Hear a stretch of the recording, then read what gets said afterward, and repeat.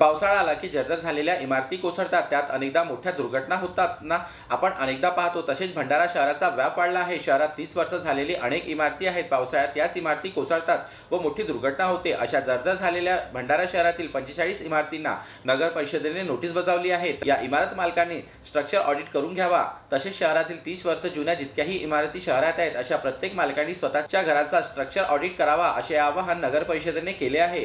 जर structure audit केला नाही तर पावसाळ्यात या इमारती कोसळून मोठी दुर्घटना होऊ शकते। त्यामुळे जर्जर झालेल्या इमारतीवर नगर परिषदेचा बुलडोझर चालविणार असल्याचे भंडारा नगर परिषदेने आधीच कंबर कसली आहे। बघा, आता मान्सून पूर्व तयारीमध्ये आम्ही सर्वे केला, कारण की आपल्याला माहिती आहे की भंडारा शहरामध्ये पावसाळा आणि पूर स्थिती ही थोडी बिकट असते। तर आमच्या रेकॉर्डनुसार सद्यस्थितीमध्ये भंडारा शहरात 45 इमारती या धोकादायक इमारती आम्ही घोषित केलेल्या आहेत। त्यांना आम्ही नोटीस इश्यू केलेली आहे की जी इमारत 30 वर्षापेक्षा अधिक कालावधीची झालेली आहे त्यांनी स्वतःच घरमालकांनी आपल्या इमारतीचं स्ट्रक्चरल ऑडिट करून घ्यावं, जेणेकरून पावसाळ्यामध्ये कोणत्याही प्रकारची हानी पोहोचू नये।